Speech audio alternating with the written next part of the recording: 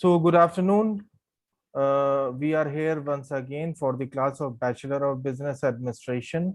The subject is Human Resource Management. The date is May 22nd, 2021. The day is Saturday, right? And this class is for BBA fourth semester students.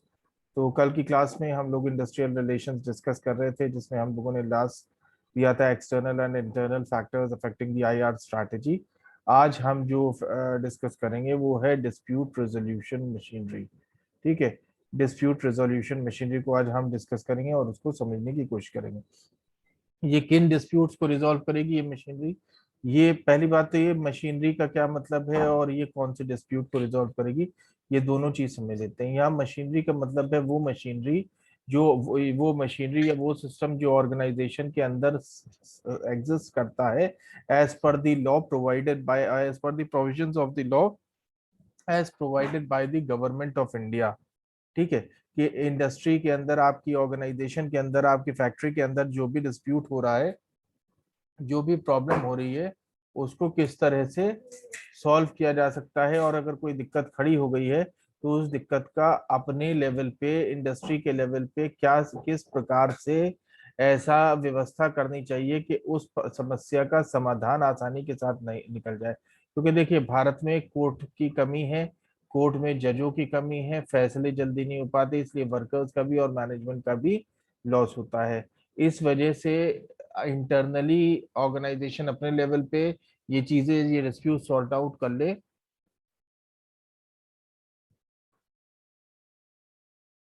वो necessary होता है।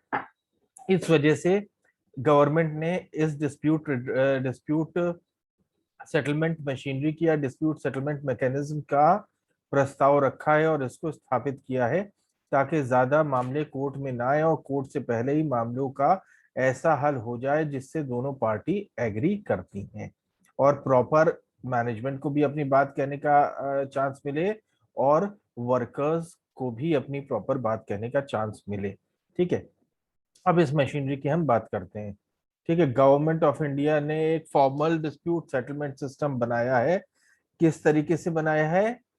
Industrial dispute act 1947 के तहत इसको बनाया है। ये act regulate करता है एम्प्लॉय और वर्कमैन के रेगुलेशन को, एम्प्लॉय और वर्कमैन के रिलेशन को रेगुलेट करता है इंडस्ट्रियल डिस्प्यूट एक्ट। और ये एक्ट 1947 में बना था और ये एक्ट अब तक कई बार इसमें अमेंडमेंट लाए जा चुके हैं। देखिए, कोई भी एक्ट बनता है तो ऐसा नहीं वो फुल प्रूफ बन जाता है, बनाने वाले इंसान होते हैं और वो एक सिचुएशन को ध्यान में रख के बनाया जाता है।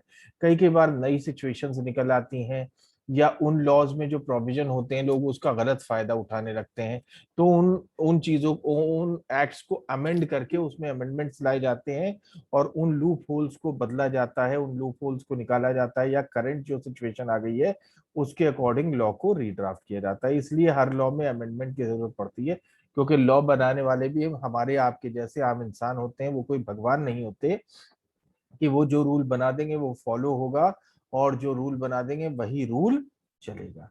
ठीक है, तो इस वजह से रूल्स बनाने वाले भी इंसान हैं, तो रूल्स में अलग अलग जिस तरह से चेंजेस आते हैं एनवायरनमेंट में, इंडस्ट्री में, बिजनेस में, उस हिसाब से चेंजेस की जरूरत पड़ती है और लोग कानून तोड़ने के कई कई तरीके निकाल देते हैं। तो उन तरीकों को कामयाब ना होने देने के लिए अमेंडमेंट्स लाए जाते हैं ताकि रूल हमारा फुल प्रूफ रहे और सही से इम्प्लीमेंट हो सके।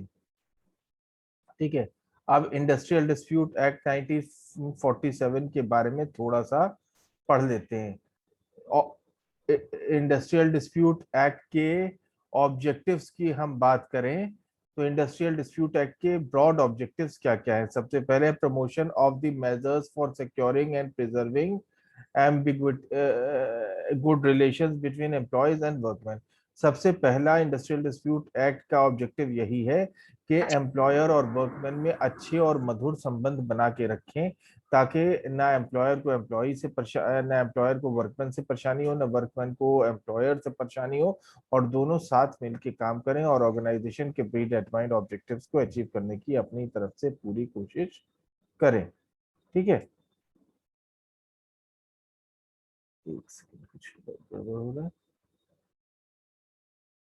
ठीक है,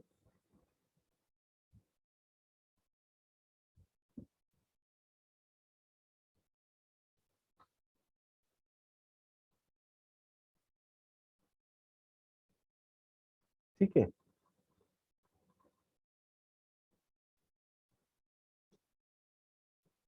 तो पहले ऑब्जेक्टिव की बात हो गई।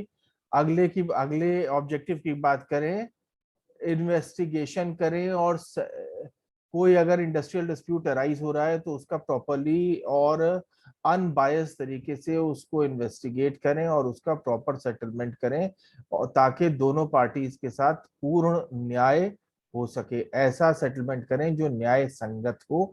ऐसा ना हो कि आप एक को फेवर कर रहे हैं और दूसरे के अगेंस्ट काम कर रहे हैं।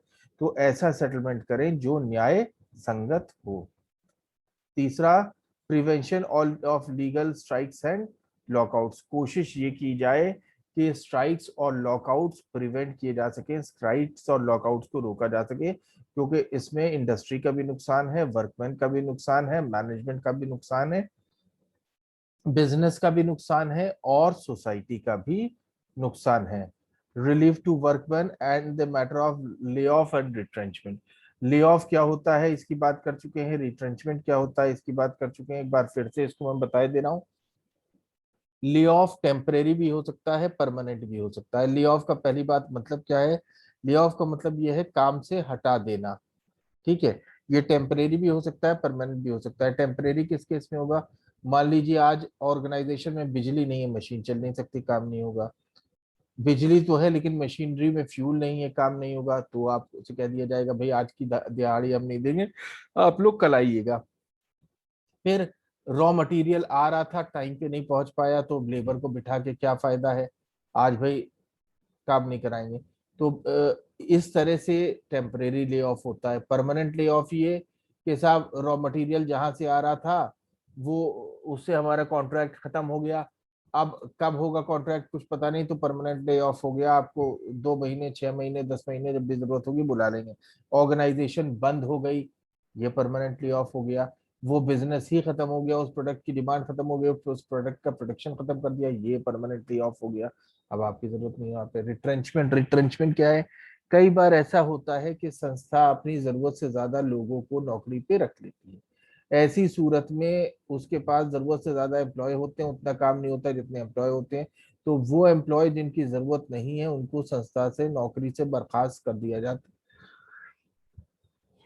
नौकरी से बर्खास्त कर दिया जाता है, और इस चीज को रिट्रेंचमेंट कहा जाता है। ठीक है।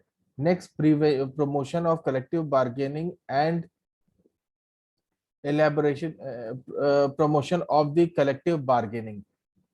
कलेक्टिव बार्गेनिंग को प्रमोट करना। कलेक्टिव बार्गेनिंग को प्रमोट करना क्यों जरूरी है? कलेक्टिव बार्गेनिंग को प्रमोट करना इसलिए जरूरी है ताकि वर्कर्स और मैनेजमेंट के रिप्रेजेंटेटिव्स आपस में एक दूसरे के सामने बैठकर एक दूसरे की समस्याओं को समझ सकें और उसका एक ऐसा समाधान निकाल सकें जो समाधान दोनों को मंजूर हो।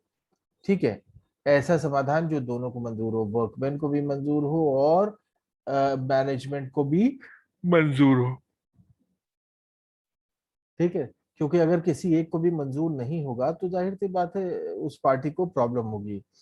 अगला, यहाँ पे कंडीशंस ऑफ द वर्कमैन, जो लोग आपके यहाँ काम कर रहे हैं, जो वर्कमैन आपके यहाँ काम कर रहे हैं, उनकी टर्म्स एंड कंडीशंस भी डिसाइड करना बहुत जरूरी है कि ऐसी टर्म्स एंड कंडीशंस ना हो जिनसे आप वर्कर्स का एक्सप्लॉइटेशन कर सकें, और ऐसी टर्म्स एंड कंडीशंस भी नहीं होनी चाहिए जिनसे वर्कर मौज मारे और फ्री की तनख्वाह उठाए और आपका कोई काम करके ना दे। तो टर्म्स एंड कंडीशंस ऐसी होनी चाहिए जो वर्कर्स के भी लिए सही हो और मैनेजमेंट के लिए भी सही हो। अगली स्लाइड पे आ जाते हैं। अगली अगली स्लाइड भी कुछ डेफिनेशंस और एक्सप्लेनेशंस दे रहा है अगली स्लाइड में कि साहब इंडस्ट्री क्या होता है, किसको हम इंडस्ट्री कहते हैं, कहेंगे ऐसी कोई भी सिस्टमैटिक एक्टिविटी जो कैरीड आउट कर रही है, कोई भी ऐसे सिस्टमैटिक एक्टिविटी जो कैरी आउट की जा रही है लोगों के कोऑपरेशन से, जो कि आपकी वर्कमैन है, जिसमें प्रोडक्शन, सप्लाई और distribution of goods and services हैं, इस व्यू के साथ कि आप ह्यूमन वांट्स और नीड्स को सेटिस्फाई करोगे, ऐसी एक्टिविटी को हम इंडस्ट्री कहते हैं। जहां ऐसी जहां ऐसी एक्टिविटी हो रही है, ऐसी जिस जगह पे ऐसी एक्टिविटी हो रही है उस जगह को हम इंडस्ट्री कहते हैं। ठीक है, अब इंडस्ट्रियल डिस्प्यूट क्या होता है उसका मतलब समझ लेता है। कोई भी ऐसा डिस्प्यूट या डिफरेंस जो कि एम्प्लॉयर और एम्प्लॉय के बीच हो, या बिटवीन एम्प्लॉयर या वर्कमैन के बीच में हो, या बिटवीन वर्कमैन एंड वर्कमैन के बीच में हो, उसको हम इंडस्ट्रियल डिस्प्यूट कहेंगे। कोई भी ऐसा डिस्प्यूट जो एम्प्लॉयर और एम्प्लॉयज के बीच में हो, कोई भी ऐसा डिस्प्यूट जो एम्प्लॉयर और वर्कमैन के बीच में हो, कोई भी ऐसा डिस्प्यूट जो वर्कमैन और वर्कमैन के बीच में हो, हर उस डिस्प्यूट को हम इंडस्ट्रियल डिस्प्यूट की श्रेणी में गिनेंगे। ठीक है, जो कि एम्प्लॉयमेंट या नॉन एम्प्लॉयमेंट के साथ, या टर्म्स ऑफ एम्प्लॉयमेंट के साथ, या labour conditions for any reasons के साथ कनेक्टेड हो, उसको हम इंडस्ट्रियल डिस्प्यूट की श्रेणी में रखेंगे। ठीक है, नेक्स्ट स्लाइड है आपका लॉकआउट। लॉकआउट क्या होता है? लॉकआउट, लॉकआउट का क्या मतलब है? लॉकआउट का मतलब है कि आप ऑर्गेनाइजेशन को क्लोज डाउन कर रहे हो, या वर्क को सस्पेंड कर रहे हो, या उनको एम्प्लॉयमेंट देने से रेफ्यूज कर रहे हो टेम्परेरीली या परमानेंटली, ये कहते हैं लॉकआउट को। ठीक है, अब घिराव क्या होता है? घिराव एक ऐसा चीज है जिसमें सराउंड कर लेते हैं, group of workers collectively action initiate करते हैं, और वो मैनेजमेंट के लोगों का घिराव कर लेते हैं, उन पे घेरा डाल देते हैं, उनको अपने घेरा बना के उस घेरे में रोक लेते हैं, उस घेरे के बाहर जाने नहीं देते हैं। ये भी एक विरोध प्रदर्शन का तरीका है। ठीक है, उनके बिल्डिंग का घिराव कर लिया, उनके ऑफिस का घिराव कर लिया, और उनको ऑफिस से बाहर नहीं जाने दे रहे हैं, दिस इज कॉल्ड घिराव। ठीक है, इंडस्ट्रियल, ठीक, ये हो गया घिराव आपका, लॉकआउट और घिराव। ठीक है, picketing and boycott. Picketing of the workers क्या होती है? इसमें डिस्प्ले साइंस, प्ले कार्ड्स लेके वर्कर्स खड़े हो जाते हैं जिसपे अलग अलग नारे और स्लोगन्स लिखे होते हैं, और उन, आपने ये तो अक्सर टेलीविजन पे या पिक्चरों में देखा होगा कि वो नोटिस बोर्ड्स लेके खड़े हैं, बैनर्स लेके खड़े हैं, ठीक है, प्ले कार्ड्स लेके करे हैं जिसमें अलग अलग स्लोगन्स लिखे हुए हैं, और हड़ताल के अलग अलग नारे लिखे हुए हैं, और दूसरे एम्प्लॉयज को भी वो अपील कर रहे हैं कि आके हमारे साथ आप विरोध प्रदर्शन में शामिल हों और काम पर ना जाएं। ठीक है, यहाँ पे आप दूसरों, यहाँ पे दूसरों को भी परसुएट कर रहे हैं कि आप भी आइए और हमारे साथ स्ट्राइक को ज्वाइन करें। बॉयकॉट क्या है? बॉयकॉट जो है ऑर्गेनाइजेशन की नॉर्मल फंक्शनिंग को डिस्टर्ब करता है। बॉयकॉट का मतलब है कि हम इस चीज का बहिष्कार कर रहे हैं, हम काम का बहिष्कार कर रहे हैं। तो ये हो गया पिकेटिंग एंड बॉयकॉट। ठीक है, ये सब वो तरीके हैं जिन तरीकों से वर्कर्स अपना आम तौर से जो है विरोध प्रदर्शन करते हैं। अब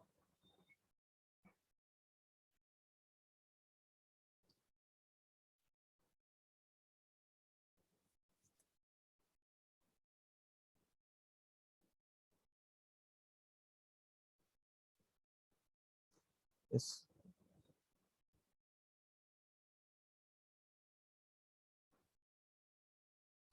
ठीक है, अब आ जाते हैं machinery for the settlement of industrial dispute in India की बात करते हैं। ये तो कुछ बेसिक टर्मिनोलॉजीज थी जो आपको बताना जरूरी था, क्योंकि इंडस्ट्रियल डिस्प्यूट्स एक्ट की बात हो रही है। इंडस्ट्रियल डिस्प्यूट्स एक्ट में कुछ चीजों को इस तरह से डिफाइन किया गया। अब हम आ जाते हैं नेक्स्ट टॉपिक पे, जो हमारा मेन टॉपिक है, डिस्प्यूट सेटलमेंट मशीनरी।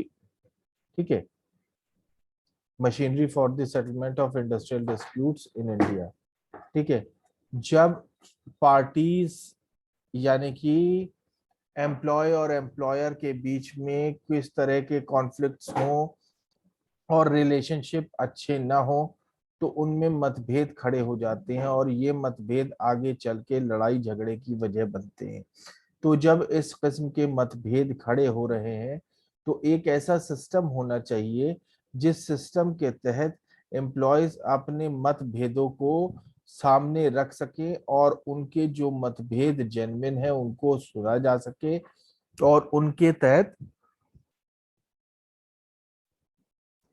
कार्यवाही भी की जा सके। ठीक है, ताकि सही समय पे सही कार्यवाही हो जाए और किसी भी प्रकार की अप्रिय घटना ऑर्गेनाइजेशन में ना हो, क्योंकि कोई भी अप्रिय घटना होती है वो ना तो मैनेजमेंट के लिए एक अच्छी बात है ना वर्कर्स के लिए अच्छी बात है, इससे ऑर्गेनाइजेशन की भी बहुत बदनामी होती है।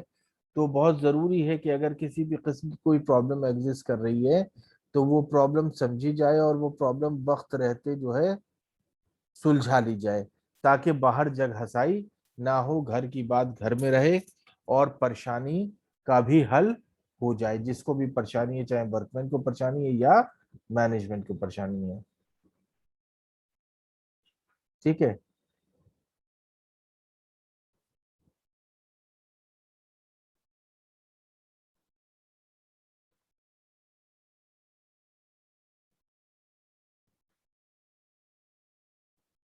ठीक है, अब यहाँ पे मशीनरी के तहत क्या क्या चीजें आती हैं। सबसे पहले चीज आती है वर्क कमेटी।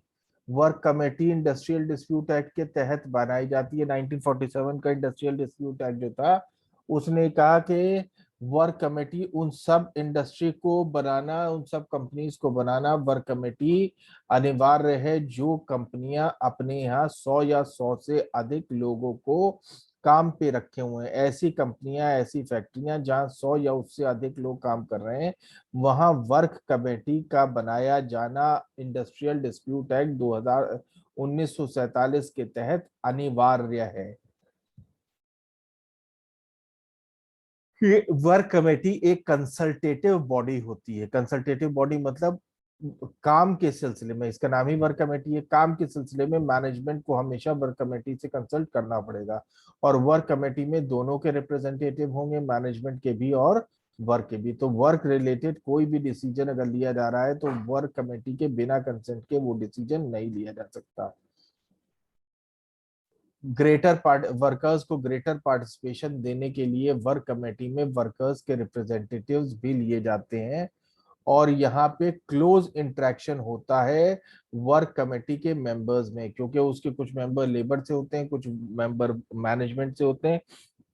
इस वजह से उनको साथ काम करने का मौका मिलता है, और साथ काम करने का मौका मिलता है, साथ डिस्कशन करने का मौका मिलता है, तो एक दूसरे के सामने अपना पक्ष बहुत अच्छी तरह से बिना किसी भय के वो रख सकते हैं। और साथ ही साथ में छोटी छोटी समस्याएं जो डेली बेसिस पे आ रही हैं, रूटीन प्रॉब्लम्स आ रही है, नए नेचर की कुछ प्रॉब्लम्स आ रही हैं, उनको डिस्कस करके उनका हल निकाला जा सकता है। ठीक है, यहाँ पे कोऑपरेटिव एटमॉस्फेयर फॉर नेगोशिएशन भी जनरेट होता है। क्यों? क्योंकि जब आप एक साथ काम करेंगे, एक दूसरे की पोजीशन को समझेंगे, तो आप जब एक दूसरे की पोजीशन को समझेंगे तो आप एक दूसरे के साथ अच्छे ढंग से कोऑपरेट कर पाएंगे और एक हेल्दी नेगोशिएशन भी कर पाएंगे, क्योंकि आपको उनकी जरूरतों और कमियों का पता है, उनको आपकी जरूरतों और कमियों का पता है। तो नेगोशिएशन के लिए एक हेल्दी एनवायरनमेंट यहाँ बनता है। ठीक है, यहाँ पे यहाँ पे क्या होता है, ऐसी सिचुएशन में दरवाजे खुलते हैं यूनियन के लिए कि यूनियन को भी ये पता लगे कि दरअसल फैक्ट्री में हो क्या रहा है। वरना यूनियन बिना कुछ जानकारी लिए अपने अंदाजे लगाती रहती है। तो वर्कर्स यूनियन को भी यहाँ पारदर्शिता के साथ ये पता लग रहा है कि ऑर्गेनाइजेशन में क्या हो रहा है, किस प्रकार से काम चल रहा है, क्योंकि वर्कर्स यूनियन द्वारा ही प्रोवाइड किए गए रिप्रेजेंटेटिव्स वर्क कमेटी में डाले जाते हैं। ऐसा नहीं कि मैनेजमेंट अपने आप किसी को भी उठा के वर्क कमेटी में डाल देगा। यहाँ पे उस ऑर्गेनाइजेशन की ट्रेड यूनियन से कंसल्ट किया जाता है, और कंसल्ट करने के बाद ही जो मेंबर्स वो अपने रिप्रेजेंटेटिव के तौर पे देते हैं, उन्हीं मेंबर्स को वर्क्स कमेटी में डाला जाता है। ठीक है, यहाँ वॉलेंटरी सेटलमेंट ऑफ डिस्प्यूट की स्पिरिट को एनकरेज की करती हैं वर्क कमेटीज। ठीक है, क्योंकि इसमें दोनों के रिप्रेजेंटेटिव्स होते हैं, तो इनके सामने अगर कोई समस्या आएगी तो जाहिर सी बात है इसमें वर्कर्स के भी रिप्रेजेंटेटिव्स हैं और मैनेजमेंट के भी रिप्रेजेंटेटिव हैं। तो दोनों के रिप्रेजेंटेटिव मिलकर फैसला करेंगे, तो यहाँ पे न्याय होने की पूरी पूरी संभावना होती है। तो इस वजह से यहाँ वॉलेंटरी सेटलमेंट ऑफ डिस्प्यूट की स्प्रिट काफी हाई होती है। ठीक है, फर्दर आ जाते हैं। जॉइंट मैनेजमेंट काउंसिल्स, जेएमसीज, ये कंसिस्ट होती हैं equal number of representatives of workers and management. ये तीन चीजों के बारे में लुक आफ्टर करती हैं। सबसे पहले information sharing, consultative and administrative matters relating to welfare, safety, trading etcetera, and the formulation of standing orders. ठीक है, ठीक है, बिना ज्यूरिस्डिक्शन ऑफ वर्क कमेटी के राइट पे एनक्रोच किए हुए। ठीक है, फिर से देखते हैं। जेएमसी, जिनको हम ज्वाइंट मैनेजमेंट काउंसिल कहते हैं, ये भी वर्क कमेटी की तरह एक कमेटी है, और जेएमसी में बराबर मेंबर होते हैं, जितने लेबर के वर्कर्स के होंगे उतने ही एम्प्लॉयर के होंगे। ये तीन चीजों पे ये मेन इसका काम तीन चीजों में होता है मेनली। सबसे पहले इंफॉर्मेशन शेयरिंग, दूसरा consultative and administrative matters related to welfare, safety, training etcetera के मैटर्स को देखता है, और फॉर्मुलेशन ऑफ स्टैंडिंग ऑर्डर्स। ठीक है, स्टैंडिंग ऑर्डर्स मतलब वो ऑर्डर जो लागू रहेंगे अगले ऑर्डर तक। ठीक है, लेकिन इसका ज्यूरिसडिक्शन अलग होता है, और ये वर्क कमेटी के ज्यूरिसडिक्शन में इंटरवीन नहीं करती। मतलब जॉइंट मैनेजमेंट काउंसिल जो होती हैं जेएमसी, उनकी अथॉरिटी और एरिया अलग होता है, वर्क कमेटी का अथॉरिटी और एरिया अलग होता है, और दोनों एक दूसरे की अथॉरिटी को क्रॉस नहीं करते हैं। ठीक है, फर्दर आ जाते हैं। वर्क कमेटी हो गया और जॉइंट मैनेजमेंट काउंसिल हो गया। ठीक है, अब स्टैंडिंग ऑर्डर को देखते हैं। Standing order rules and regulations होते हैं जो conditions of employment of workers को गवर्न करते हैं। इंडस्ट्रियल एम्प्लॉयमेंट स्टैंडिंग ऑर्डर्स जो है वो एक्ट 1946 में फाइव हुआ था, और ये स्टैंडिंग ऑर्डर्स प्रोवाइड करता है कि सारे इंडस्ट्रियल, ये लागू होता है हर उस इंडस्ट्रियल अंडरटेकिंग पे जो 1000 या उससे अधिक जो है वर्कर्स को हायर करता है। स्टैंडिंग ऑर्डर एक्ट 1946 में पारित हुआ था, और ये हर उस संस्था, हर उस फैक्ट्री पे लागू है जो 1000 या 1000 से अधिक एम्प्लॉयज को एम्प्लॉय करता है। हर वो संस्था जिसमें 1000 या 1000 से अधिक एम्प्लॉय काम करते हैं, उन सभी संस्थाओं पे स्टैंडिंग ऑर्डर पूरी तरह से लागू होता है। बात समझ में आई आपके? तो स्टैंडिंग ऑर्डर एक्ट जो है वो अपने में एक बहुत इंपॉर्टेंट चीज है। तो तीन चीजों की यहाँ पे बात हो गई। एक हमने बात कर ली डिस्प्यूट सेटलमेंट मशीनरी के तहत, पहले हमने बात कर ली वर्क कमेटी की, फिर हमने बात कर ली जॉइंट मैनेजमेंट काउंसिल की, फिर हमने बात कर ली स्टैंडिंग ऑर्डर्स की। ऑलराइट, अब हम इसके आगे